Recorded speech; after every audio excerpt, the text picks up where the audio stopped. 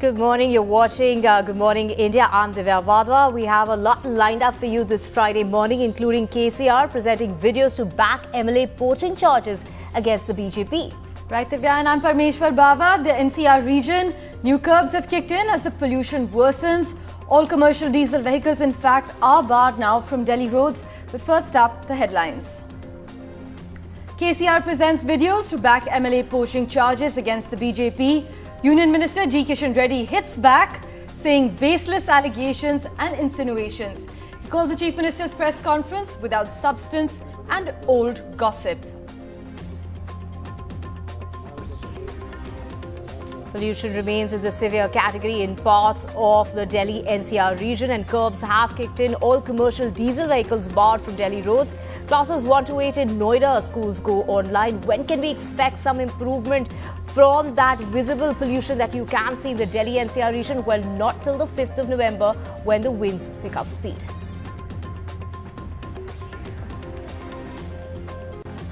According to media reports, Twitter tells staff in an internal memo that layoffs will begin from today.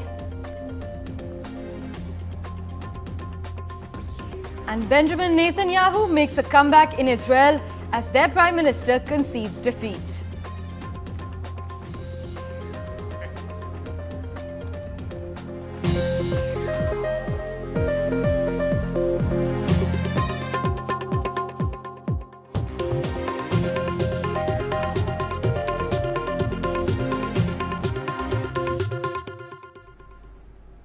Let's get you our top story, and that's KCR presenting videos to back MLA poaching charges against the BJP, presenting the 4 MLAs who had supposedly thwarted an attempt to buy them out.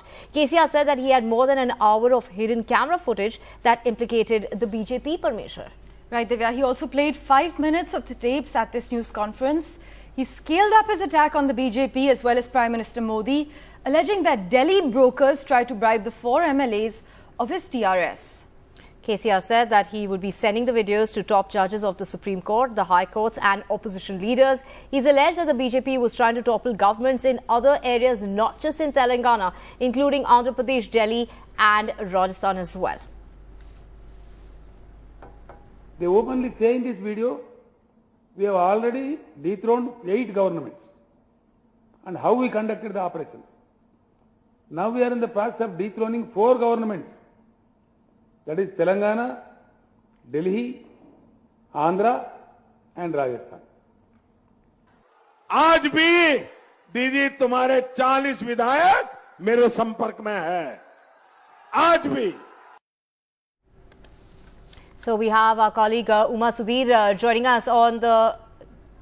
So basically, it's KCR now producing proof, Parmeshwar, regarding those poaching charges that he said that 1 crore was offered to the first MLA, followed up with 100 crores for the first MLA and 50 crores followed up for the other MLAs that they brought along. So there were 4 MLAs that were being targeted by the BJP. Of course, KCR now presenting videos to back that claim that his 4 MLAs were in fact being poached. He played this 5 minutes of the tape at the news conference. He scaled up his attack on the BJP and the Prime Minister, alleging that Delhi brokers tried to bribe the 4 MLAs of his Telangana Rashtra Samiti party. Right, Divya, KCR said he would be sending the videos to the top judges of the Supreme Court as well as the High Courts and the opposition leaders too. He alleged that the BJP was trying to topple governments, not just in Telangana but also in Andhra Pradesh as well as Rajasthan and Delhi too. For further details, let's go across to my colleague Uma Sudhir, who joins us live at the moment. Uma, what further details can you share with us at this point? What the Chief Minister has done is to, in fact, expand what seemed like a conspiracy, alleged conspiracy to buy MLAs, 4 TRS MLAs here in Telangana. That, of course, happened last Wednesday. But he has now expanded it to say that the central government, he's alleging, he has a conspiracy to, in fact, topple multiple elected governments across the country. And that this is a team which has been commissioned by the central government leaders, central leaders of the BJP, and that they are working working in different parts of the country with a lot of privileges and a lot of activities which would be otherwise considered illegal and unethical. So what he said was that these three people in their video conversation and audio conversation had been recorded as saying that they are in direct touch with not just the organizing secretary of the BJP, Mr. B.L. Santosh, but also they had made mention of Mr. Amit Shah 20 times and the Prime Minister about 3 times in that conversation. There was this Tushar Vellapalli, who was the BJP leader from Kerala, who had contested against Rahul Gandhi in Wayanad, that he was also involved in this entire operation. And as you mentioned, he said it's not just Telangana, but also Andhra Pradesh, Delhi and Rajasthan, which were on target, and saying that during the conversation they had also mentioned being involved in such a similar operation in Karnataka, and that they themselves had in fact taken some of the MLAs from Bengaluru to Chennai and subsequently to Mumbai and so on. So while a lot of this is sounding like a very frightening kind of a conspiracy, something quite unimaginable as the Chief Minister put it, there are 2 words of caution that I want to put across. One is that while the recorded conversations in these audio video tapes may be genuine and not doctored, he had said that there are about 3 hours of footage, of which 1.5 hours has been edited out and is being sent across to all the judges, Chief Justice of India, the DGPs of the different states, political leader, party presidents, and also the chief ministers. I must point out that while in these conversations you hear a lot of names from the BJP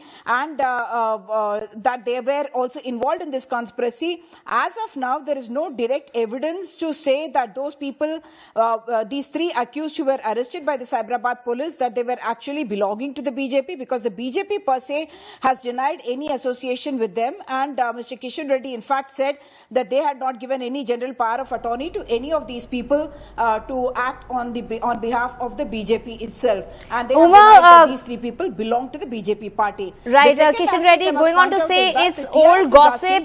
They're saying that all this was scripted by the Chief Minister himself. Yes, that is the allegation that they have been making ever since that operation happened at the farmhouse and the Cyberabad police had registered the case of criminal conspiracy and attempt to bribe these MLAs and attempt to buy the MLAs.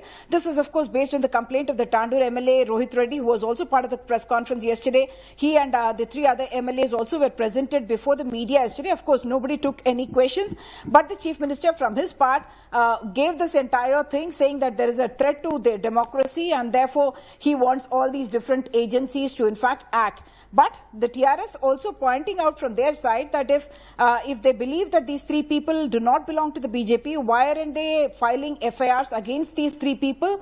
The TRS is asking this question and also asking that they must in fact be initiating action against these 3 people for tarnishing the names of those leaders. So as of now, after yesterday's so-called video evidence that the TRS has presented, that the Chief Minister himself has presented, the BJP per se has not formally reacted yet, but sources in the BJP who I spoke to are saying that this is the same thing which was said earlier. Right. Also, there is nothing new except that now it has taken a video form, and that the same questions that we had asked earlier persist, and that we are continuing to say that this is something that's been scripted and enacted by the Chief Minister, and they are in fact saying that we want a probe by the CBI or by a SIT ordered by the court that should take over this investigation, because they believe that this is all politically motivated. Of course, I must point out as a sidelight that the Telangana government had on August 30th withdrawn general consent to a CBI investigation in the case. So therefore,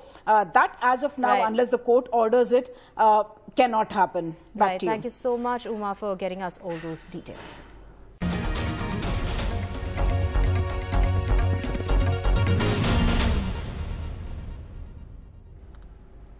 Welcome back. Now, election dates have been announced for the state of Gujarat. There will be a 2-phase polling as far as Gujarat is concerned. The first on the 1st of December, the second on the 5th of December, and those results will be out on the 8th, Parmeshwar. Meanwhile, Divya, the Congress attacked the Election Commission for being biased. The EC, though, says it is 100% unbiased. Meanwhile, the BJP saying it will be back in power in Gujarat. Now, an AAP leader, in fact, has promptly posted a video in Gujarati as Kejriwal is to announce the AAP CM candidate for Gujarat during a press conference at 2 p.m. later today.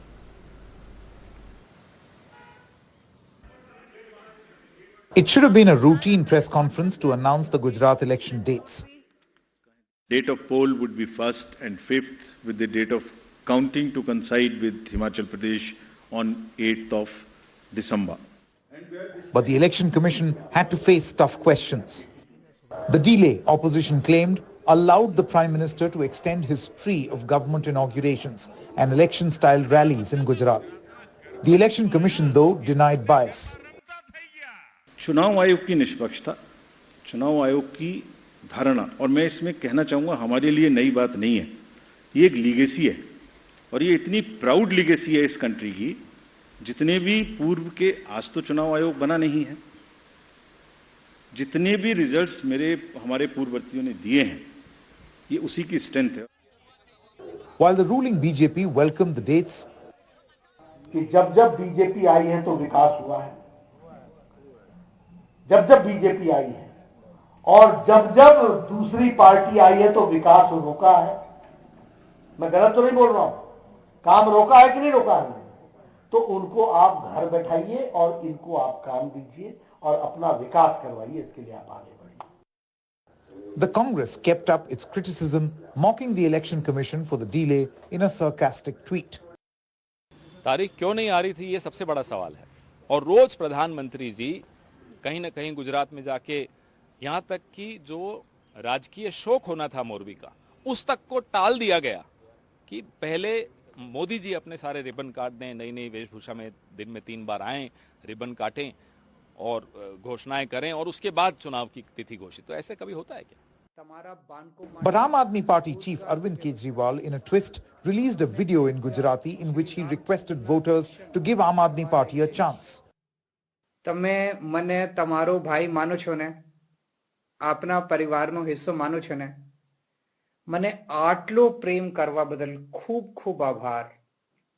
હું આપને વચન આપું છું કે તમારો ભાઈ બનીને તમારા પરિવારની જવાબદારી સંભાળીશ.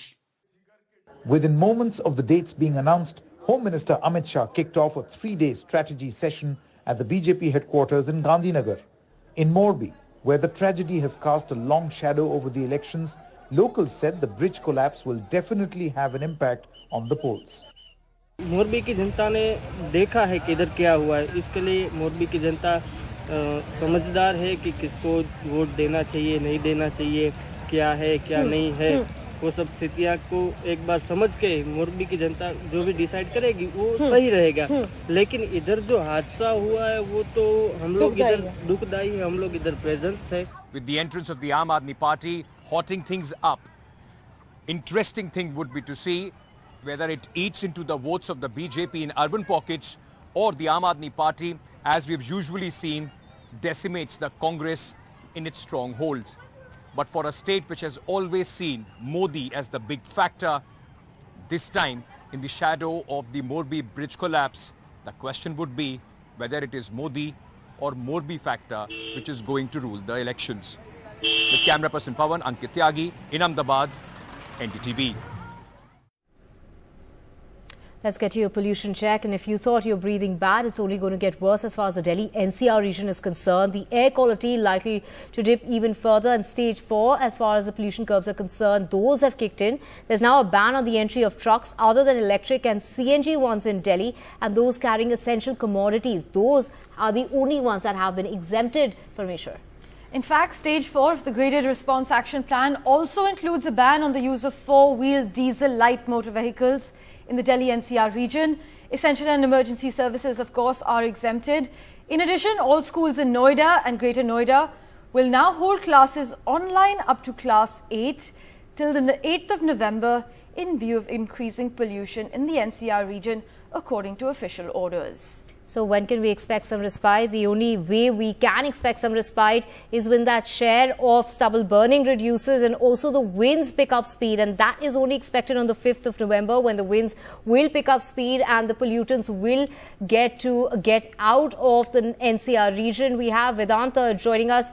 Vedanta, it's not just Delhi, but when we're taking a look as to the AQI this morning in different parts of Delhi, yesterday it was ranging from 500 to 800. When I'm checking checking this morning, it's coming in somewhere between 300 to 600. So a tad bit of improvement that we are seeing, but it's stepped into the severe areas, severe category when it comes to areas around Delhi, whether it's Rohtak, whether it's Jind in Haryana. We also have other areas where the situation is pretty bad, whether it's Gurugram, whether it's Noida, Greater Noida. We're also seeing parts of Greater Noida where the pollution count is coming in above 400 points. Also in parts of, the Delhi NCR region.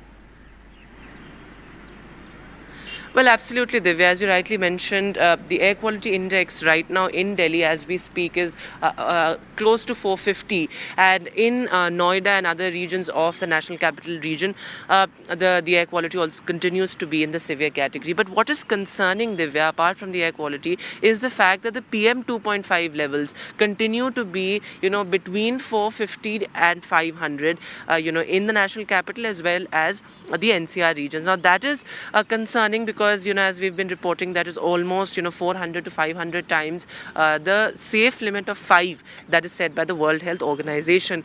Now, as, you were mentioning, the fourth stage of the Graded Response Action Plan will now kick in, from today. Yesterday, in fact, the Air Quality Panel called an emergency meet to discuss the air pollution in Delhi. And now, remember, commercial diesel vehicles will be banned, will be barred from Delhi roads, and the entry of, commercial trucks will also be banned. Now, also commercial vehicles, as far as diesel commercial vehicles are concerned, except those which are, Bharat Stage 6 diesel vehicles, all commercial diesel vehicles, light motor vehicles will be barred from Delhi roads. What is also important to note is that the construction of flyovers, construction of overbridges, roads, highways, all of it will also be banned now. And now industries, there was restrictions and curbs on industries in the third stage of the Graded Response Action Plan as well. But now there's a total ban on industries that are not operating on clean fuel. As far as schools are concerned, now that is something, as we've been reporting, the kids of the national capital continue to be exposed to toxic air, extremely hazardous air, PM 2.5 levels at emergency levels really. Doctors telling us that cases of respiratory illnesses increasing, children complaining of wheezing and chest congestion, etc. So as far as schools are concerned, the district collector of Noida in fact said that all schools of Noida and Greater Noida will be closed as far as physical classes are concerned for students up to class 8th, and for all students between classes 9th and 12th. As far as possible, online classes should be conducted, and in fact yesterday we spoke to the chairperson of the schools commission, and she also said that physical classes have been physical activities have been, in fact, outdoor activities have been restricted for students, and students have to mandatorily wear an N95 mask. But as far as Delhi is concerned, remember the Delhi Environment Minister will be chairing a high-level meet at 12 today, at noon today, and he is likely to take a decision on closure of schools because remember, not just parents but school associations, principals also saying that schools should shut down at least for the time being, because remember the air quality panel yesterday said that the air quality is likely to deteriorate with unfavorable meteorological factors, and it's likely to remain in the severe and severe plus category. Divya. Right, like we did see, the stubble burning share has been the highest as far as the season is concerned. 38% is the stubble burning share, and that's where the the winds are coming from. We need the winds to pick up speed. We also need some rain, and so on one side we need rain in Delhi, on the other side, Parmeshwar, we need rain to stop as far as Chennai is concerned. In fact, yes, we will get you details right after this short break in a moment from Chennai.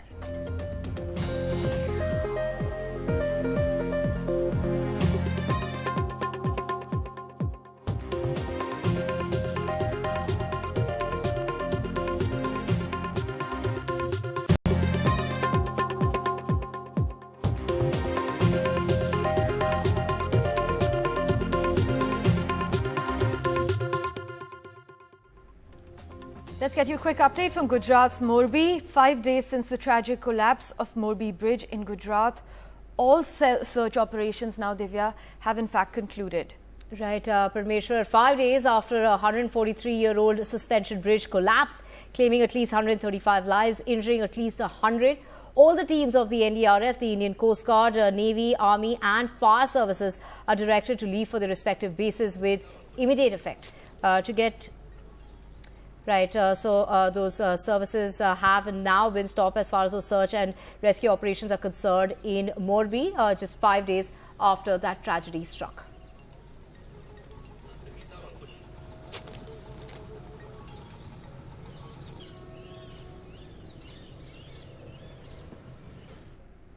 Moving on, the Jharkhand Chief Minister Hemant Soren has refused to appear before the Enforcement Directorate after being issued a summons in connection with an alleged money laundering case linked to coal mining Pradesh.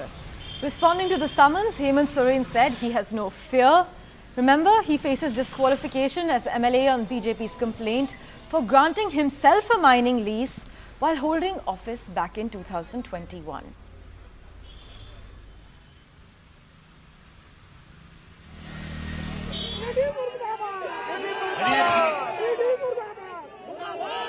अगर इतना बड़ा जुर्म किया है तो ऐसा करो, तुम आओ और हमको अरेस्ट करके दिखाओ तो हमने किसकी हत्या की, कौन सा गुनाह किया है, सम्मान क्यों बेचते हो? अगर हमने गुनाह किया है तो पूछताछ क्यों करते हो? सीधा अरेस्ट करके दिखाओ, फिर इस राज्य का जनता जवाब। इससे हम घबरा नहीं रहे हैं, इससे बल्कि हम और तब के निकल रहे हैं और जब जब ऐसे विपरीत परिस्थिति आती है, झारखंड मुक्ति मोर्चा और मजबूती के साथ आगे बढ़ता है।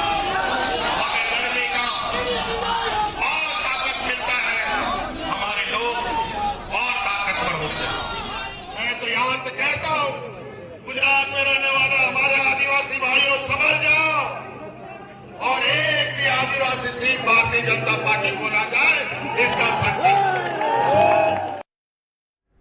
And switching tracks from Jharkhand to Telangana, KCR presents videos to back MLA poaching charges against the BJP, presenting the 4 MLAs who had supposedly thwarted an attempt to buy them out. KCR says that he had more than an hour of hidden camera footage that implicated the BJP. And he in fact played 5 minutes of it during his press conference. He scaled up his attack on the BJP and Prime Minister Modi, alleging that Delhi brokers tried to bribe the 4 MLAs of his party. KCR said that he would be sending those videos to top judges of the Supreme Court, the High Courts and the opposition leaders as well. He alleged the BJP was trying to topple governments, not just in Telangana, but also in Andhra Pradesh, Delhi and Rajasthan.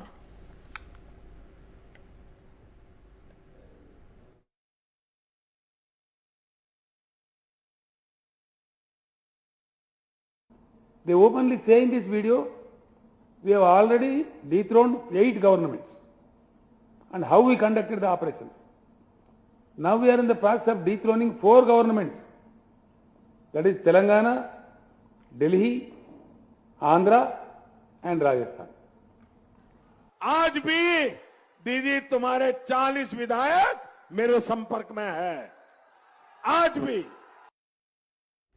We have our colleague Uma joining us. Uma, the BJP clearly denying those charges, calling it old gossip. Yes, indeed. The BJP has in fact taken the stand that there is nothing new in what the Chief Minister has presented yesterday, and they are saying that what they have been calling as politically motivated drama, scripted, directed and produced by the Chief Minister. They say it's the same thing, but just that now they are releasing video of the same operation that was carried out at a Moinabad farmhouse on Wednesday, and subsequently audio leaks had also happened.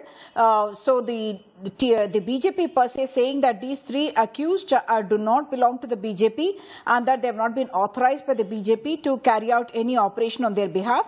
Whereas the Chief Minister has said in the press conference yesterday that these 3 people appear to have been very close to the BJP leaders, and he mentioned 4 names at least, the Chief Minister quoting those 3 accused, and he said they had taken the name of Tushar Vellapalli, who is a Kerala leader who had contested against Rahul Gandhi. The second person they took the name of was Mr. B.L. Santosh, organizing secretary of the BJP. They said, the Chief Minister said Mr. Amit Shah's name was mentioned 20 times and the Prime Minister mentioned name was mentioned about 3 times, and he alleged that it's a conspiracy to buy MLAs, not just in Telangana, but across the country, is what he said he had learned from the conversations that these so-called agents or middlemen seem to have had with the 4 MLAs who were targeted, who belong to the TRS party, and he said that these MLAs had in fact alerted the police, and that's how the operation came about. But 3 important questions that can be raised at this point is that while the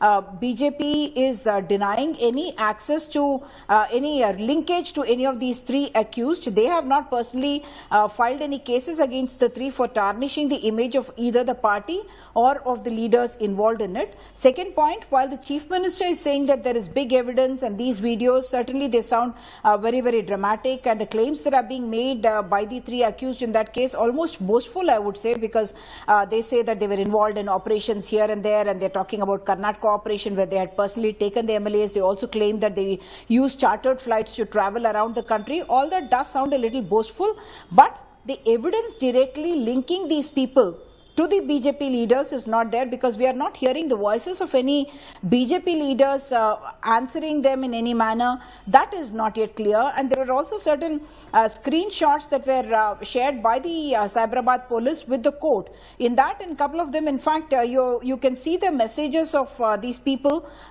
introducing themselves as having met them. So if they are people who are very familiar with those leaders, you would presume that they would not be in fact introducing themselves to those leaders. So those are all questions that are still being raised and need to be answered. So the BJP had also sought a CBI probe, or a probe by an SIT ordered court, court-ordered SIT, into this entire episode, alleging that this is politically motivated. That is something that still needs to be watched. Back to you. Uma, as always, thank you so much for joining us with the latest update. Also, Divya, as you mentioned earlier, it's a rain holiday for schools and colleges in Chennai and few other districts besides Puducherry following heavy rain last night. Right, Chennai received up to more than 71 millimeters of rain over the past 24 hours, and the Met Office has forecast heavy rains to follow this morning. In fact, moderate to heavy showers are expected in several parts. Like you mentioned, schools and colleges have been shut in Chennai as well as in Puducherry today on account of the way it's been raining in the past 24 hours, with more in store. The state government says the NDRF and the SDRF teams are on standby. We have our colleague Sam joining us. Sam, when we talk about the way it's been raining, of course, it started raining heavily a few days ago. How is it in contrast to the kind of rainfall we've seen in the last 24 hours? The Met Office is saying it's going to continue raining heavy in Chennai and adjoining areas till the end of the week. That's right. It poured heavily over the night, Divya and Parameshwar, and till 5:30 this morning, Chennai alone received 7.1 centimeters rain, and that's under the category of heavy rainfall. But over the last few hours, since early morning, Chennai has not seen heavy rain, much rain, and that's a kind of a respite. But there was an alert by the Met that there could be isolated heavy to very heavy rainfall in Chennai and several districts, particularly in the Delta region, and that's why, as a precaution, officials have declared a holiday for schools and colleges in Chennai. In a few talaks in neighboring Thiruvallur and also in Chengalpattu district, and in a few districts in the Delta area, for example in Nagapattinam, Mayiladuthurai and Thiruvallur, schools and colleges have been shut, and Met officials say the intensity could increase in the Delta region in the coming few days. There is a moderate to heavy rainfall both for Chennai and for the districts, particularly in the Delta region, and that's why district administrations are taking abundant precautionary measures. So far, 3 rain-related deaths across Tamil Nadu over the last few days.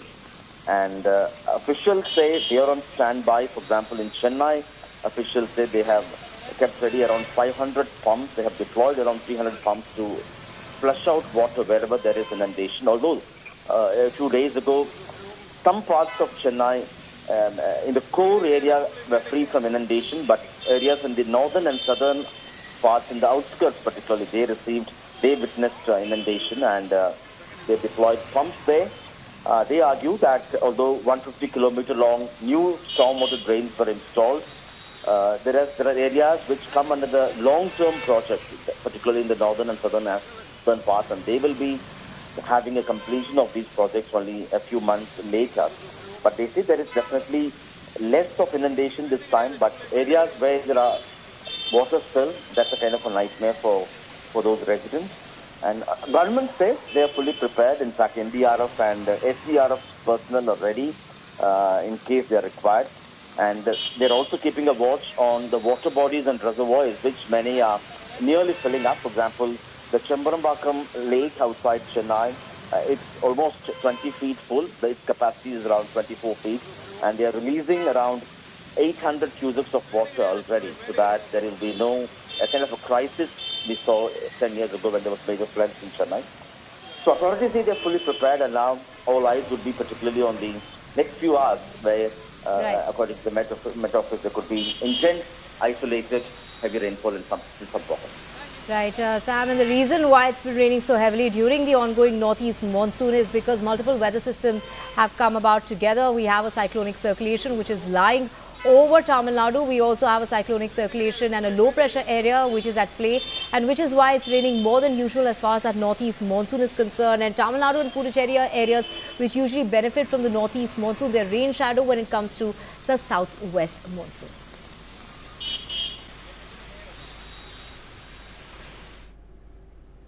And if you thought you're breathing bad as far as the Delhi NCR region is concerned, it's only going to get worse in the coming days, as we've now dipped to the severe category. 450 points as far as the AQI is concerned, Parmeshwar, which basically means that more curbs have kicked in. There's now a ban on the entry of trucks other than electric and CNG ones as far as the national capital is concerned, except for those that are carrying essential commodities. Stage 4 of the Graded Response Action Plan also includes a ban on the use of four-wheeled diesel light motor vehicles. This is, of course, only in the Delhi NCR region for now. Essential and emergency services vehicles are exempted. In addition, though, all schools in Noida and Greater Noida will hold classes online up to classes 8 till the 8th of November in view of this increasing pollution in the NCR region, according to official orders. Right, and what we really do need is the weather conditions to change. So since it's not raining here, we do need the winds to pick up speed in order to be able to disperse the pollutants which are hung in the air and making the air much heavier. So that's only going to happen on the 5th of November. Up until then, the situation is likely to remain such.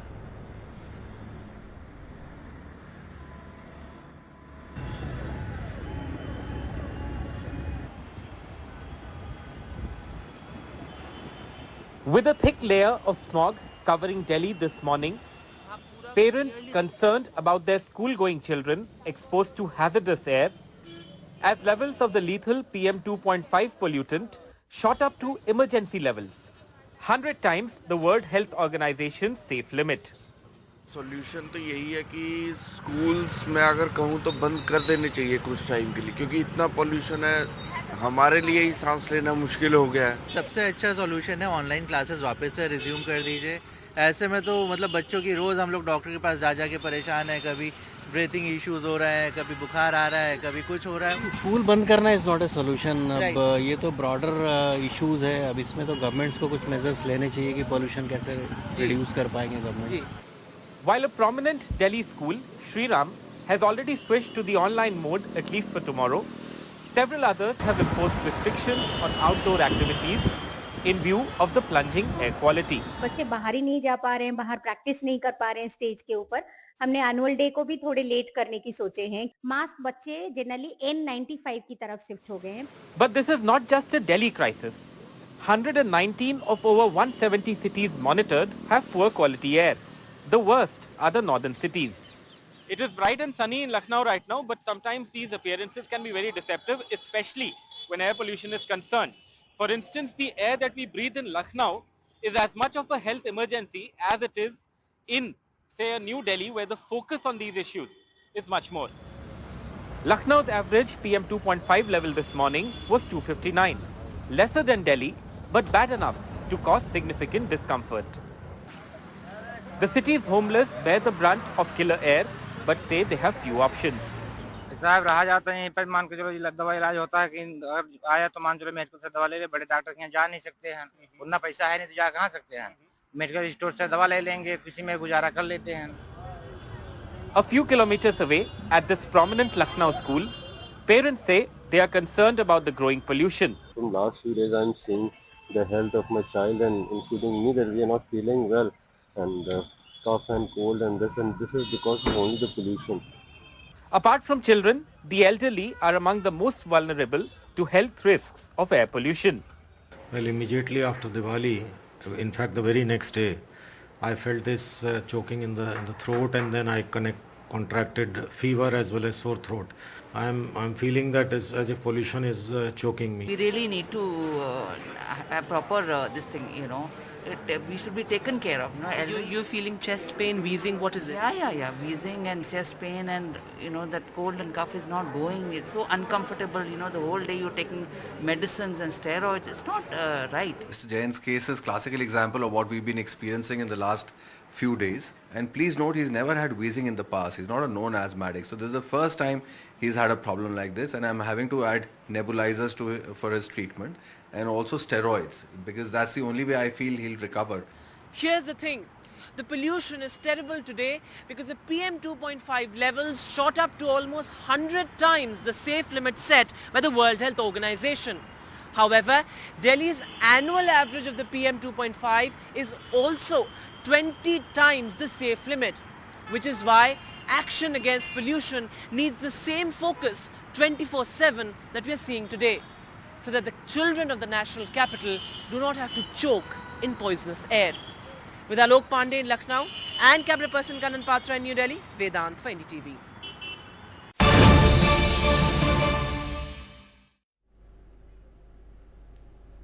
Breaking news just coming in. The Enforcement Directorate is carrying out searches at over a dozen places in West Bengal and in Jharkhand in a money laundering case, we're being told, linked to encroachments of army land.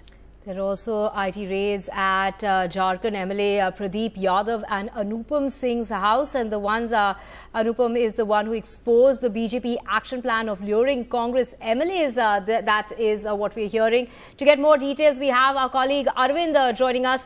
Arvind, what details do you have for us?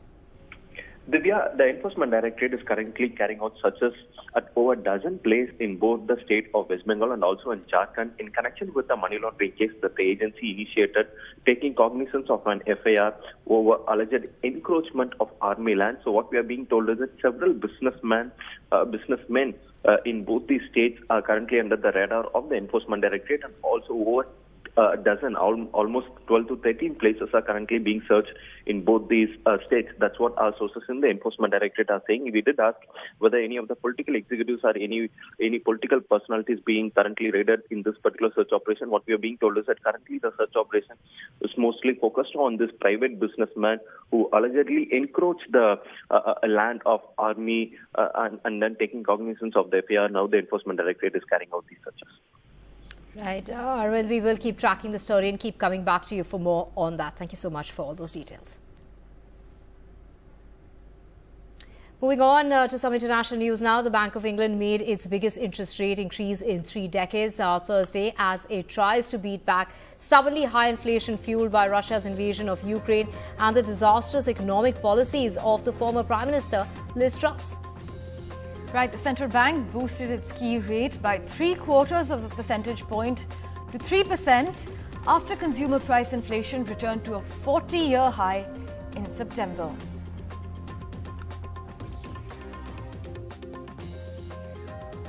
Today we've increased bank rate by 0.75 percentage points to 3%. This is the 8th consecutive increase in bank rate since December of last year. We've raised rates by a total of 2.9 percentage points during that period. These are big changes. They have a real impact on people's lives. So why are we doing it? And why are we doing it now when so many people are already struggling with higher energy and food prices and other bills? Well, quite simply, we're increasing bank rate because inflation is too high.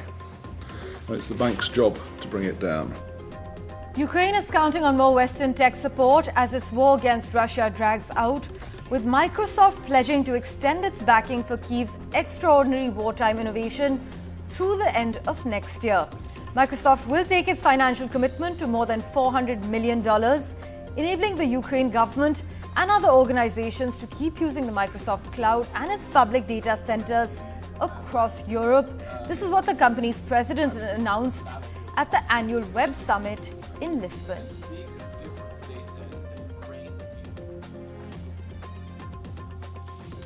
We and others have seen since the 23rd of February, literally the day before the first tanks moved and first cruise missiles were fired, an aggressive cyber war waged by Russia against the government and people of Ukraine. And we have seen destructive cyber attacks that have targeted not just the government and the military, but civilian infrastructure, banks, even a nuclear power plant, airports. Yet we have seen cyber attacks launched against humanitarian organizations that are attempting to provide aid to refugees. It has been an important and even serious part of this war.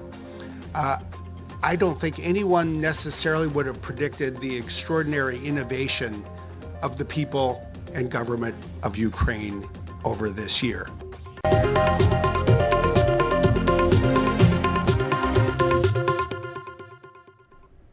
Very good morning. Let's start with the pollution levels in the Delhi NCR region, which only seems to be getting worse by the day, Parmeshwar. So we are in the severe category, and which is why the stage 4 pollution curbs have kicked in. There is now a ban on the entry of trucks other than electric and CNG ones in Delhi.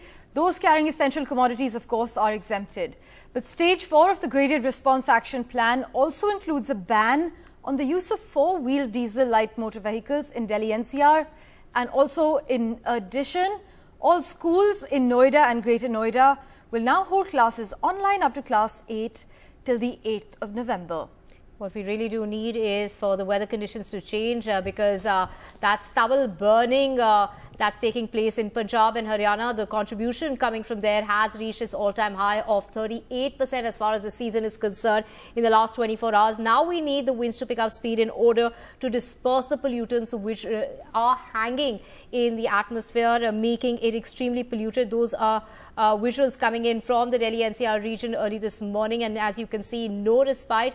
However, when we take a look at the AQI levels, they were between 500 to 800 points yesterday. This morning, starting from 300, ranging to about 600 points, still in the in the severe category, which is why those curbs have now kicked in as far as trucks and commercial vehicles are concerned.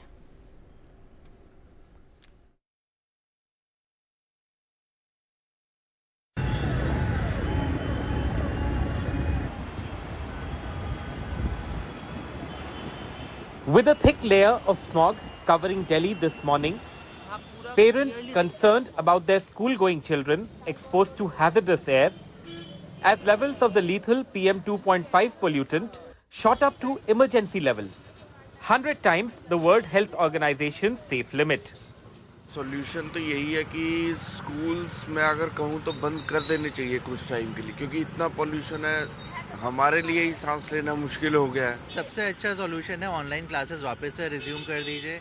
ऐसे में तो मतलब बच्चों की रोज़ हम लोग doctor के पास जा के परेशान है. कभी ब्रीथिंग इश्यूज हो रहा है, कभी बुखार आ रहा है, कभी कुछ हो रहा है. स्कूल बंद करना इज़ नॉट ए सोल्यूशन. अब ये तो ब्रॉडर इश्यूज है. अब इसमें तो गवर्नमेंट्स को कुछ मेजर्स लेने चाहिए कि पॉल्यूशन कैसे रिड्यूस कर पाएंगे governments. While a prominent Delhi school, Shri Ram, has already switched to the online mode at least for tomorrow, several others have imposed restrictions on outdoor activities in view of the plunging air quality. बच्चे बाहर ही नहीं जा पा रहे हैं, बाहर practice नहीं कर पा रहे हैं स्टेज के ऊपर. हमने एनुअल डे को भी थोड़े लेट करने की सोचे हैं. मास्क बच्चे जनरली N95 की तरफ शिफ्ट हो गए हैं. But this is not just a Delhi crisis. 119 of over 170 cities monitored have poor quality air. The worst are the northern cities. It is bright and sunny in Lucknow right now, but sometimes these appearances can be very deceptive, especially when air pollution is concerned. For instance, the air that we breathe in Lucknow is as much of a health emergency as it is in, say, a New Delhi, where the focus on these issues is much more. Lucknow's average PM2.5 level this morning was 259, lesser than Delhi, but bad enough to cause significant discomfort.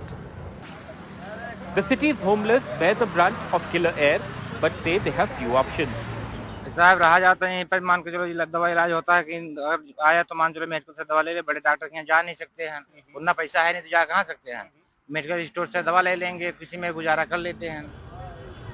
A few kilometers away, at this prominent Lucknow school, parents say they are concerned about the growing pollution. From last few days, I'm seeing the health of my child and including me that we are not feeling well and cough and cold and this is because of only the pollution.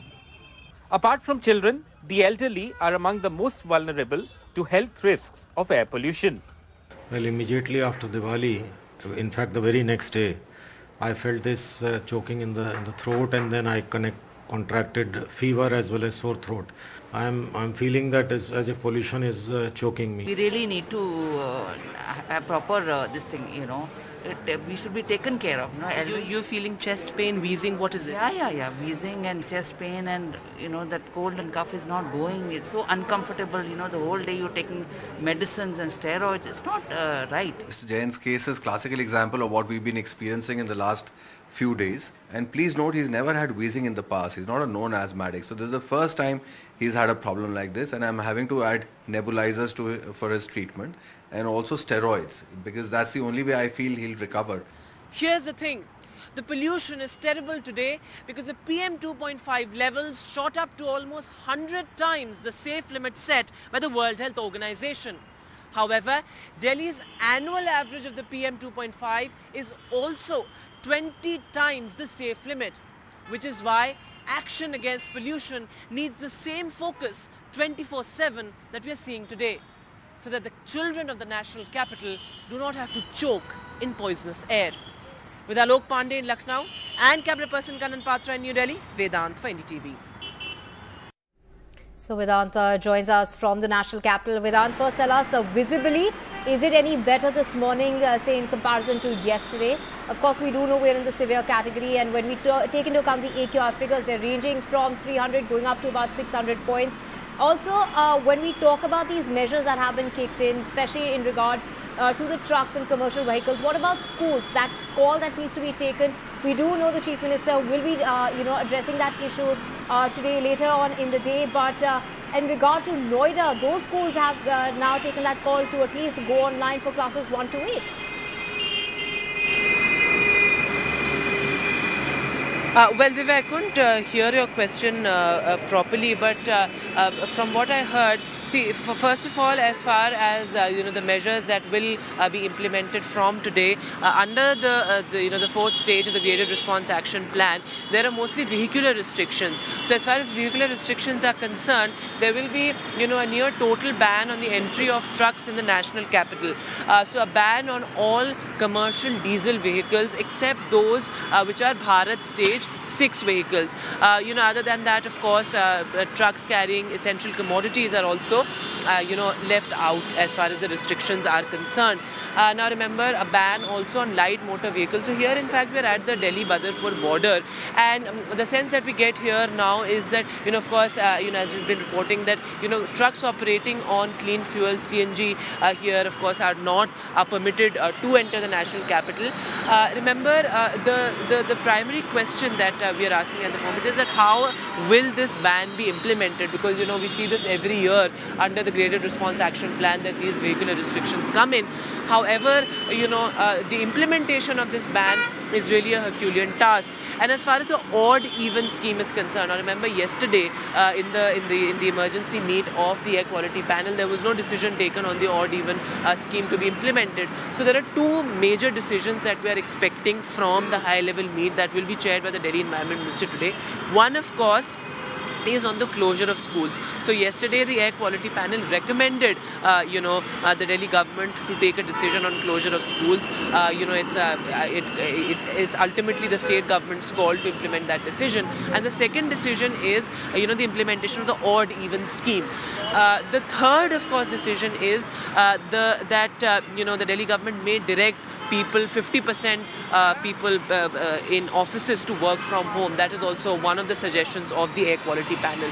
As far as schools are concerned, schools across Noida and Greater Noida will be switching to the online mode for classes up to the 8th standard till the 8th of November. Now, various other decisions have been taken for the kids of the national capital as well. Outdoor activities have been restricted. Kids have to mandatorily wear, N95 masks. So these measures have come in, but as doctors tell us that, there are cases of children also now coming up complaining of, chest congestion and, also wheezing. So doctors telling us that they are recommending steroids and nebulizers to these patients. But as of now, what will be key to, what will be essential is to see how this ban on diesel commercial vehicles will actually be implemented. And as we speak, the air quality continues to be in the severe category.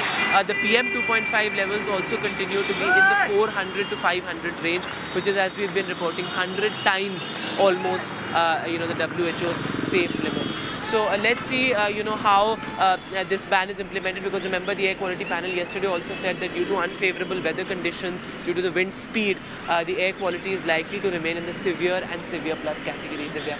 Right, some improvement only expected from the 5th of November when the winds will pick up speed. And when we talk about those PM 2.5 levels, Parmeshwar, that we've been talking about, what does it really mean to be breathing PM 2.5? When we talk about PM 2.5, it consists of ammonia, sulfate, nitrate. It also consists of black carbon as well as organic carbon. Chlorine. Chlorine is what it gives it that black dark color, and also potassium. So that is what we're breathing in. And when we take into account from the 1st of November till about now, that percentage as far as Delhi is concerned, that has only gone up. And it's only going to get worse. We're expecting some relief, Parmeshwar, only from tomorrow. Right, moving on. Switch tracks now, Divya. To Right. battleground Gujarat, the countdown has begun. Absolutely. Election dates for the Gujarat election have also been announced. It's a two-phase polls on the 1st of December and the 5th of December. And the results will be declared the same day as Himachal Pradesh on the 8th of December. That's right, Parmeshwar Rao. And while Congress attacked the Election Commission for being biased, the EC has claimed it is 100% unbiased. Well, the BJP says it will be back in power, and the Aam Aadmi Party leader has promptly posted a video in the Gujarati language of Kejriwal that is likely now to be announcing the Aam Aadmi Party's CM candidate, and that announcement is expected this afternoon at about 2 o'clock.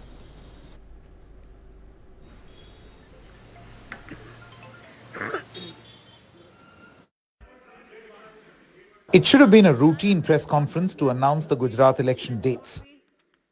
Date of poll would be 1st and 5th, with the date of counting to coincide with Himachal Pradesh on 8th of December.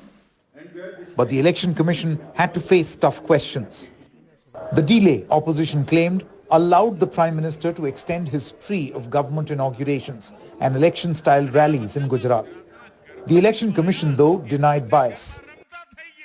चुनाव आयोग की निष्पक्षता, चुनाव आयोग की धारणा, और मैं इसमें कहना चाहूँगा हमारे लिए नई बात नहीं है, ये एक लीगेसी है, और ये इतनी प्राउड लीगेसी है इस कंट्री की, जितने भी पूर्व के, आज तो चुनाव आयोग बना नहीं है, जितने भी रिजल्ट्स हमारे पूर्ववर्तियों ने दिए हैं, ये उसी की स्ट्रेंथ है. While the ruling BJP welcomed the dates, कि जब जब बीजेपी आई है तो विकास हुआ है, जब जब बीजेपी आई है, और जब जब दूसरी पार्टी आई है तो विकास रोका है. मैं गलत तो नहीं बोल रहा हूं, काम रोका है कि नहीं रोका है? तो उनको आप घर बैठाइए और इनको आप काम दीजिए और अपना विकास करवाइए, इसके लिए आप आगे बढ़िए. the Congress kept up its criticism, mocking the Election Commission for the delay in a sarcastic tweet. तारीख क्यों नहीं आ रही थी, ये सबसे बड़ा सवाल है. और रोज प्रधानमंत्री जी कहीं ना कहीं गुजरात में जाके यहाँ तक कि जो राजकीय शोक होना था मोरबी का, उस तक को टाल दिया गया कि पहले मोदी जी अपने सारे रिबन काट दें, नई नई वेशभूषा में दिन में 3 बार आएं, रिबन काटें और घोषणाएं करें और उसके बाद चुनाव की तिथि घोषित. तो ऐसे कभी होता है क्या? But Aam Aadmi Party chief Arvind Kejriwal, in a twist, released a video in Gujarati in which he requested voters to give Aam Aadmi Party a chance. તમે મને તમારો ભાઈ માનો છો ને, આપના પરિવારનો હિસ્સો માનો છો ને, મને આટલો પ્રેમ કરવા બદલ ખૂબ ખૂબ આભાર. હું આપને વચન આપું છું કે તમારો ભાઈ બનીને તમારા પરિવારની જવાબદારી સંભાળીશ. Within moments of the dates being announced, Home Minister Amit Shah kicked off a 3-day strategy session at the BJP headquarters in Gandhinagar. In Morbi, where the tragedy has cast a long shadow over the elections, locals said the bridge collapse will definitely have an impact on the polls. Morbi की जनता ने देखा है कि इधर क्या हुआ है, इसके लिए मोरबी की जनता समझदार है कि किसको वोट देना चाहिए, नहीं देना चाहिए, क्या है क्या नहीं है, वो सब स्थितियाँ को एक बार समझ के मोरबी की जनता जो भी डिसाइड करेगी वो सही रहेगा। लेकिन इधर जो हादसा हुआ है वो तो हम लोग इधर दुखदाई है, हम लोग इधर प्रेजेंट थे। With the entrance of the Aam Aadmi Party hotting things up, interesting thing would be to see whether it eats into the votes of the BJP in urban pockets or the Aam Aadmi Party, as we've usually seen, decimates the Congress in its strongholds. But for a state which has always seen Modi as the big factor, this time in the shadow of the Morbi bridge collapse, the question would be whether it is Modi or Morbi factor which is going to rule the elections. With camera person Pawan, Ankit Tyagi in Ahmedabad, NDTV. Right, 5 days since the tragic collapse of the Morbi bridge in Gujarat, all search operations have now concluded.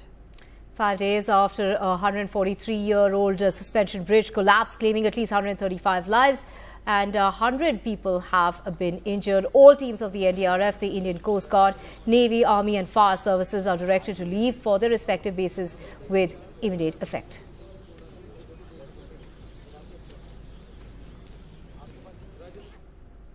Moving on to Telangana, KCR presents videos to back the MLA poaching charges against the BJP, presenting the 4 MLAs who had supposedly thwarted an attempt to buy them out. KCR said that he had more than an hour's footage of a hidden camera that implicated the BJP Parmeshwar. He in fact played 5 minutes of the tapes at the news conference. He scaled up his attack on the BJP and the Prime Minister, alleging that Delhi brokers tried to bribe the 4 MLAs of his party. KCR said that he would be sending the videos to top judges of the Supreme Court, the High Courts and the opposition leaders. He alleged the BJP was trying to topple governments not just in Telangana but also in Andhra Pradesh, in Delhi and in Rajasthan.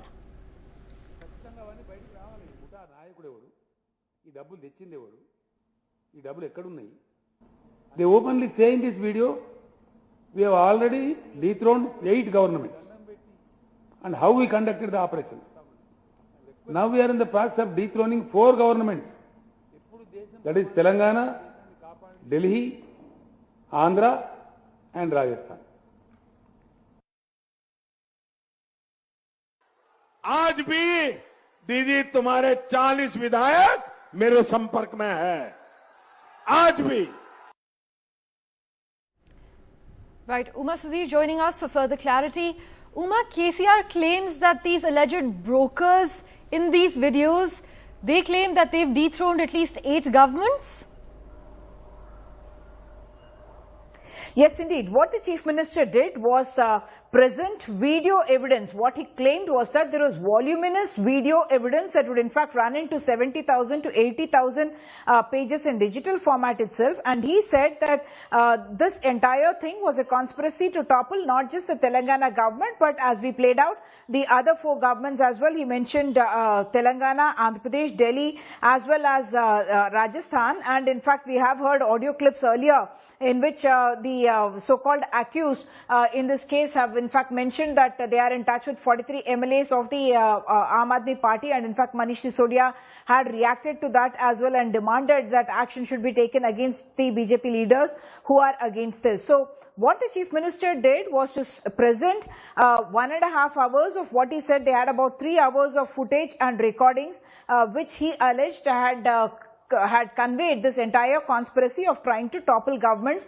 There are of course several boastful claims in that as well, saying that we go around in a lot of chartered flights only, and they make it sound like they are handling hundreds of crores of rupees, for which the Chief Minister said there should be an enforcement directorate inquiry into something like that. They also claimed that they were involved in the Karnataka operation of taking some MLAs from Karnataka to Madras and then to Mumbai as well. And they have mentioned in very casual way several names of several, BJP leaders, which includes, the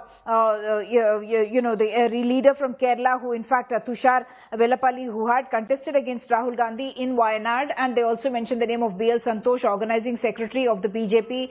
The Chief Minister mentioned that Mr. Amit Shah's name comes up 20 times, and he says the Prime Minister's name comes up 3 times.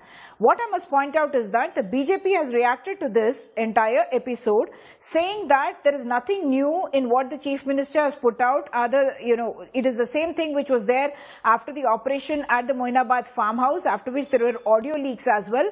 And they have 3 points to make. One, they say that these 3 people are not related to our party at all, and there is no reason to believe that they were acting on our behalf, and they are denying that they were acting on behalf of the BJP. I asked them whether, if they are tarnishing the party's image, why aren't you going to court accusing them of tarnishing your image, other than, of course, accusing the Chief Minister of carrying out a politically motivated operation? And they said, no, we will also be moving the court on that. They also said that they're going to go, in fact, to the Supreme Court. I just spoke to Mr. Ramchandra Rao, who, takes up legal cases on behalf of the BJP. His office files those cases.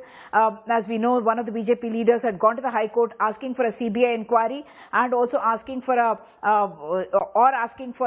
SIT that has been ordered by the court itself and monitored by the court to look into this entire issue that they have called as a drama, scripted, produced and directed by the Chief Minister. So he said they are going to go to the Supreme Court as well, saying that the Chief Minister is making these kind of allegations. The third point that he is making is that, does it make any sense at all for us to buy, even if we buy 50 MLAs, we will not be able to come to power, and spending this kind of money when there is hardly 1 year left would not make any sense at all. But the counter argument to that is that, just like in the Munugod bipole, one of the reasons it became very critical was that political analysts would point out to us that if there is a victory for the BJP in that case, there could be a movement of TRS leaders from the TRS to the BJP. And in this case as well, people are talking about the fact that if some MLAs were to start to move, the BJP, which otherwise does not have really cadre strength in rural areas, could try and strengthen their party before the assembly elections come up by the end of the year. So,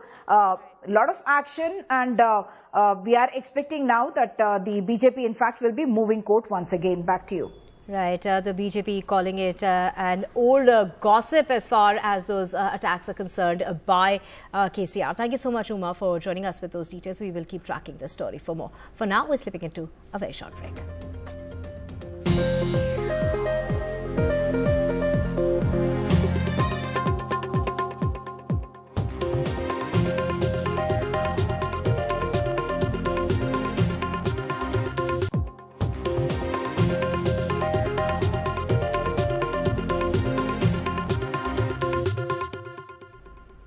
Former Pakistan Prime Minister Imran Khan was rushed to a Lahore hospital after he was wounded in firing at his rally in Wazirabad in Pakistan's Punjab yesterday afternoon. Now, senior Pakistan Tehreek-e-Insaf leaders are saying Imran Khan believes that the attack on him was carried out on the orders of 3 people.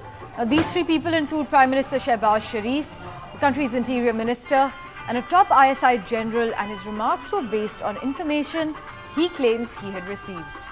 The supporter was killed and 13 others were injured in what his party called an assassination attempt on the former cricketer during his ongoing march to Islamabad against the army establishment-backed central government. His leg was injured, his right leg was bandaged, and Mr. Khan at 70 was seen waving as he was being shifted into an SUV. He was later reported to be out of danger. The attack brought back chilling memories of how another former Prime Minister, Benazir Bhutto, was assassinated during a rally in 2007. Antony Blinken, the Secretary of State of the United States, has strongly condemned the shooting of former Pakistani Prime Minister Imran Khan and others at a political rally. We wish Imran Khan and all others who were injured a quick and thorough recovery, and we offer our condolences to the family of the individual who was killed. Violence has no place in politics, and we call for all parties to refrain from violence, harassment and intimidation.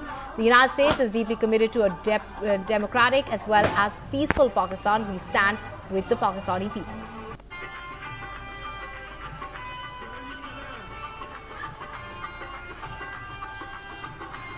Right, for deeper insight into what's going on the ground, we're joined by Kalbe Ali, senior reporter at Daily Dawn in Islamabad. Mr. Ali, how is it that a gunman opened fire at a campaign truck in broad daylight. How is it that prior security checks and balances weren't in place by Mr. Khan's team? Aren't people on the ground inquisitive about this? Well, the prior security, as far as it's concerned, it wasn't actually a closed door kind of meeting and people were joining in and leaving the place. It was a rally, a march. The name itself is Hakiki, Azadi Hakiki March. So, I mean, it wasn't actually there wasn't any kind of security checks for all those who were participating in the rally. But the thing is, firing in a closed or in an area where we have buildings around, is not a difficult thing, and nothing is clear so far who actually fired. This person who was caught, maybe possible he was also a guard or a member of the party. So, and the most important thing is that Punjab police, like all other police in our region, they are very efficient in actually nabbing the culprit, any kind of culprit in any case within 24 hours. So they did so, but as far as the facts are concerned, this man doesn't seems to be actually the one who was involved in this firing of this burst. It could have been from a rooftop nearby, from the nearby buildings. It could have been some other person. This person who was caught it seems that he wasn't actually an attacker, and the person shown on TV by Punjab police few hours later, within 2-3 hours, seemingly was a third person. But all these things will have to be clear, and usually, unfortunately, there was more than one person involved in the attack our region, in our countries like Pakistan. Kalbe Ali, you're trying to tell us that there was more than one person involved. Yeah, it looks like that there wasn't one person. Yes, it's quite obvious that there wasn't more than one person, because if the person who was caught by the PTI workers while who was holding a pistol, if even he was an attacker, then the first person who fired the automatic weapon was someone different. And maybe this person was a bodyguard or a supporter himself, so he didn't fight, or there wasn't an actual scenario to fight. And it can be these things can only be clear after some thorough investigations and inquiries. But usually inquiries and investigations do not occur in such cases, as Imran Khan himself, he evaded the legal procedures, and he did not go to the medical legal requirements and did not lodge an FIR the way it should have been. He went to a private hospital owned by his own family or the trust, Shaukat Khanam. So, Kalbe Ali, there are some Imran Khan has challenged the establishment. He's gone on to name 3 people who might be behind that attack, including the Prime Minister and the Interior Minister, as well as the ISI. Yeah, the most important thing is, blaming the Prime Minister and the Interior Minister is a routine matter, and but blaming DGC, which is a very important post, counterintelligence, for the attack is something different, and naming him, I mean, he named that Major General, he is involved. This is a very, very different, and only PTI has been doing so for the last couple of months. They have been naming the persons involved. I mean, those who are in the posts, and naming ISI itself, and naming some army generals, officials. So this is a new trend in Pakistani politics, and it has its own repercussions and reactions also. Like, people protested outside Corps Commander Peshawar's house in Peshawar, KP, and there were other protests also, and people were blaming army. There have been social media trends blaming army. Right, Kalbe Ali, would you then agree that this attack raises new concerns about growing political instability in Pakistan? Political instability in Pakistan, it shouldn't be too much sarcastic, but political stability in Pakistan is more or less like our cricket team. Can't say about the batting line has always been in danger. So political instability has always been unstable. Political has been like this. But this attacks, this tradition had declined in the past couple of years.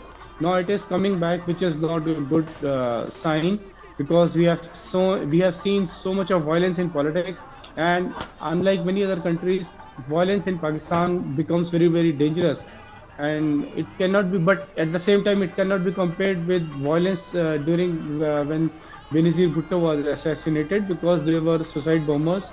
The killers were very, very smart, in the sense that they had very thorough training. This time, one thing is clear, that the attacker was either he wasn't so serious, or he wasn't a trained person, because the impact of the attack, or the result was thank God, wasn't that deadly as it could have been. It should have been, like the way we have seen in Pakistani politics in the past. Right. I mean, the attacker wasn't. Kalbe Ali, right after the attack, we saw a lot of protests taking place in support of Imran Khan, especially in Islamabad as well as Peshawar. What is the situation on the ground today? The things are quite cool, and because we have seen that Imran Khan is well, he was seen walking, the wound wasn't very deep, and he's also a very physically a strong man. He does lots of exercises despite his age, so he recovered very fast. And today they are going to proceed on with this march towards Islamabad. But yesterday it was a bit serious, too serious, as I said, that there were protests against the army Punjab regiment in Peshawar, and in many places they were, even in Rawalpindi we have lots of army installations, so there were protests and they were actually raising slogans against army. So this is a new trend, and well, we should say not a mature trend also. Kalbe Ali, thank you so much for joining us on NDTV 24/7 this morning. That was Kalbe Ali, senior reporter from Daily Dawn, joining us live from Islamabad. With that, we're stepping into a very short break. What's coming up next, Divya? Well, we have lots lined up for you on the other side, including the pollution in the national capital, which seems to be getting worse by the day.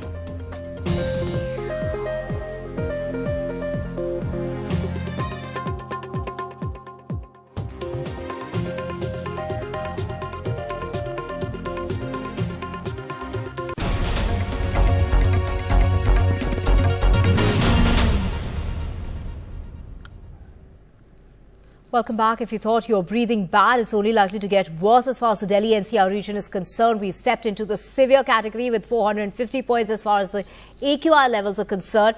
The air quality likely to dip into the severe plus category, and stage 4 pollution curves have now been kicked in. There's now a ban on the entry of trucks other than electric and CNG ones in the national capital. Those carrying essential commodities are exempted. The stage 4 of the graded response action plan also includes a ban on the use of this is the four-wheeled diesel light motor vehicles in the national capital, and we have 3 lakh of those light motor vehicles of diesel in the national capital. Essential and emergency services vehicles have, however, been exempted. All schools in Noida and Greater Noida will hold classes now online up to classes 1 to 8. This is till the 8th of November on account of the pollution in the NCR region. To get more as far as those stage 4 of the graded response action plan is concerned, there's a ban on the entry of truck. As far as all commercial diesel vehicles are concerned, those have been barred. Only diesel trucks carrying essential goods will be allowed into Delhi. There's a ban on the four-wheeler diesel light motor vehicles as well. We have 3 lakh of those in the Delhi NCR region. All industries not running on clean fuel to be closed, and a ban on construction of highways, roads as well as flyovers. Online classes as far as Noida and Greater Noida is concerned. But what about the national capital? That call will be taken by the Chief Minister later in the day. To get more on this, we have Amita Vatal, chairperson of the DLF Foundation Schools and Scholarship, joining us. Also, Dr. Vivek Nangia joining us.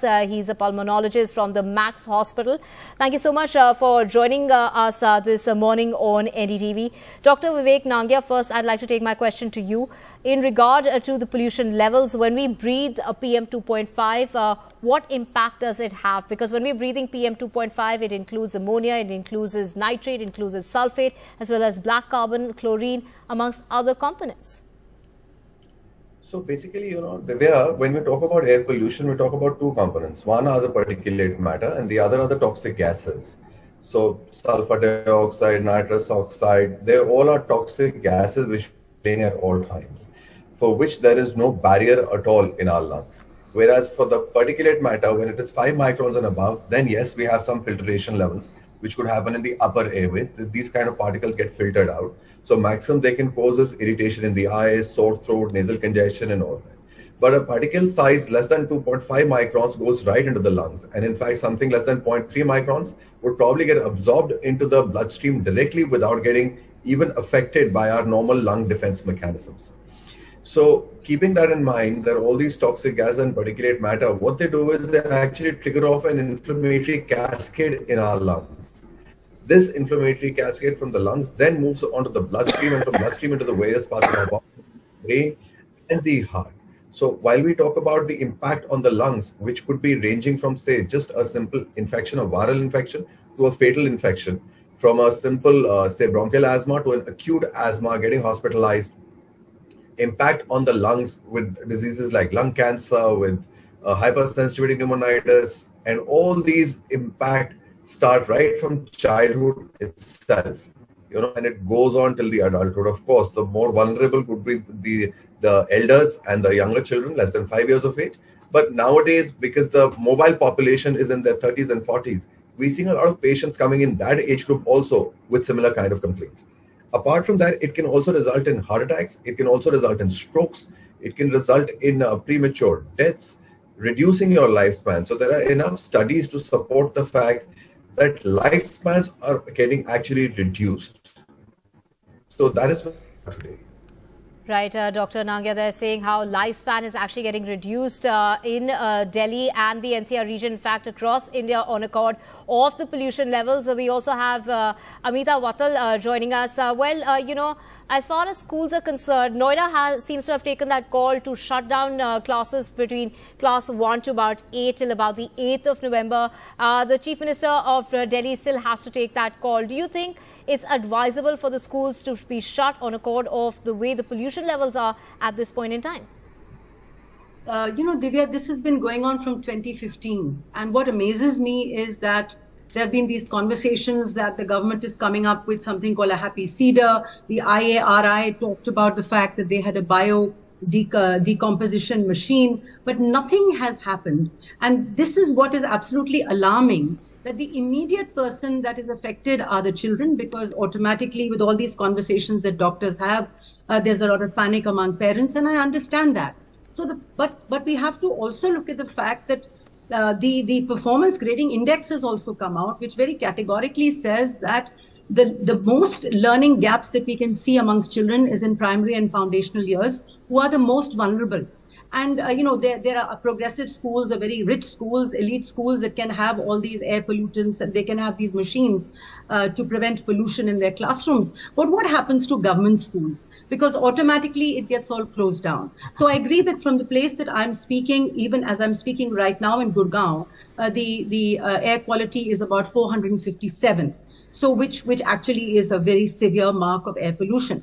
So yes, we are all waiting sort of with bated breath, because this is the time when all schools, India per se has very few months where children can play out. It's normally either raining or it's very, very hot. And these are the months when schools go forward and talk about their annual days. They talk about their sports days. Children just go out and play football or cricket. All of that comes to an end. As it is, children have become so homebound with online. On top of that the schools are closing, the schools may close down because everybody is waiting for a circular and these conversations that may happen around the meetings with the chief ministers and such. So the point is that we have to look at this whole problem very holistically.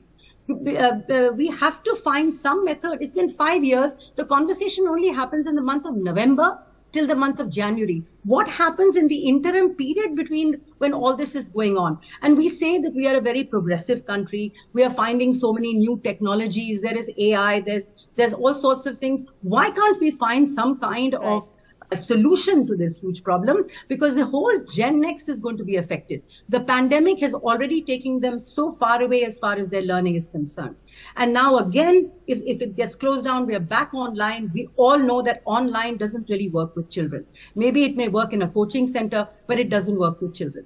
So I think it is a very alarming situation that we cannot as a nation come together and agree and say, how do we do this? Because Haryana and Punjab The northwesterly winds are coming into Gurgaon. They're coming into Delhi from there. People are saying that 6th may have a sort of a rainy spell.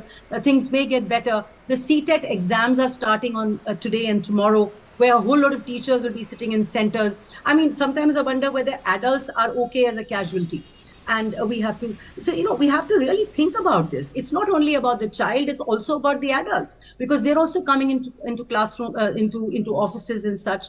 I think we have to look as a nation at this problem and then take it forwards, because it is really alarming and it's happening year after year, but it's only happening in these 3 months. And even the media is only talking about it during these 3 months. I think perhaps if you could just do some kind of initiatives where every 2 months you could remind people that November, December, January is coming near. Are we looking at stubble burning? What are we looking at? Absolutely, ma'am. It doesn't seem to register till the problem is not visibly there. It doesn't seem to register. We do talk about pollution way before Diwali, way before Dussehra, but it doesn't seem to register amongst people, and it only crops up when we visibly can see it, especially in the air in the Delhi NCR region. We need to visually see it to actually believe that that problem is looming large over our heads. Let me take this to Dr. Nangia. Dr. Nangia, a valid point there that we have a pollution problem through the year. So, what are the do's and don'ts, especially in this winter season, the pollution season that has now officially kicked in, and we're in the severe category, not just here in Delhi, but also other areas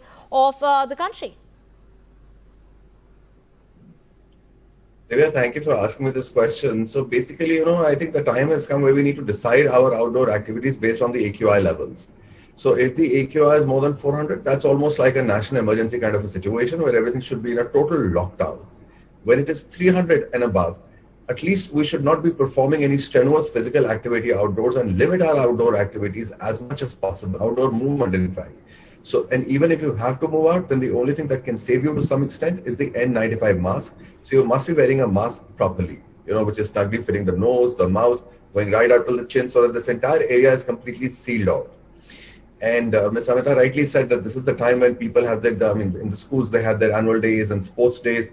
But unfortunately, my recommendation strongly would be that we, at least hold them back for some time. Do not perform any kind of strenuous physical activities outdoors. And Doctor, how safe is it to exercise indoors? So absolutely, we need to move indoors to be exercising now. And indoors also, there's a plethora of things that can cause indoor air pollution. So, but at least that is in your control. So indoor air pollution also needs to be taken into consideration. There are studies which have shown that the indoor air could be 10 to 30 times worse than the outdoor air, because it's all completely blocked and sealed from all sides. So there's no cross ventilation happening sometimes, which is very, very essential. So those are the things that I think we need to do, but we at least need to go away from the concept of early morning walks. We come out only when it is nice, bright and sunny outside. We need to quit smoking. People are still continuing to smoke, damaging their lungs, whereas there are studies which have shown that nearly with the kind of air pollution that we have outside right now, it's equivalent to smoking 20 to 30 cigarettes in a day. So people need to quit smoking, have more of greens. It's also a good idea to have indoor plants which can actually take away all the carbon dioxide and clean up the air around us. Right. Thank you so much, Dr. Nangia, for joining us, and also Ma'am Amita Vatal, Chairperson of DLF Foundation Schools, for joining us this morning. This conversation will continue as far as pollution is concerned, because we have just started as far as the season of pollution is concerned, which will carry on through winter, and it's only going to get worse. We need the winds to pick up speed, and from what we know, another 24 hours before we have some respite here in the national capital.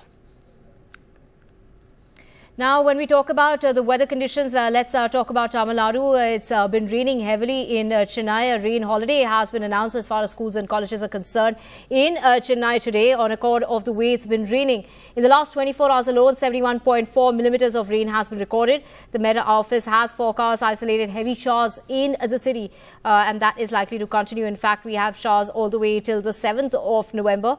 The state government has put the NDRF as well as the SDRF teams on standby.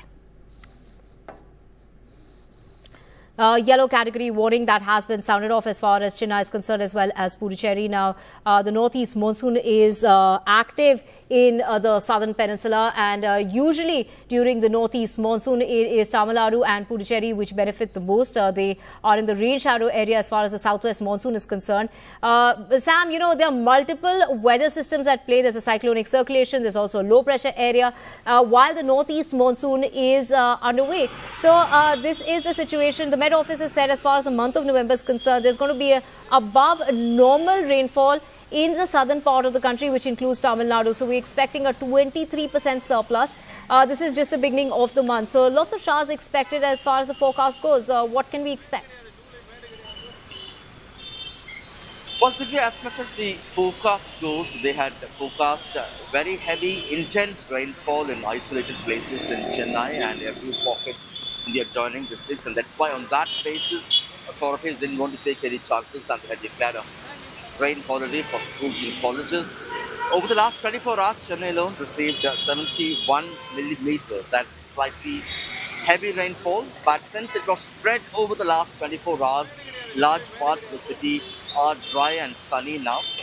Although some pockets, particularly in the northern pockets and in a few areas where the metro rail work is going on, we hear reports of inundation. But otherwise, this holiday for Chennai, at least authorities say, is as mark of an abundant precaution. But heavy rains are expected in the Delta region and districts like Tanjavur, Nagapattinam, Thiruvarur, also in adjoining Puducherry and Karaikal. That's why schools have been shut there as well, amid worries that any very heavy rainfall in this area could actually inundate or bring crops underwater, causing huge loss for farmers. And that's why they're also hoping and praying that the rain will be spread over, not intense, within a short span of time.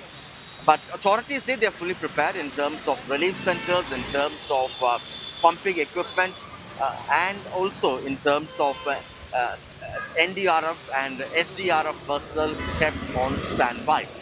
In Chennai, more than 100 relief centers, authorities say, have been kept ready.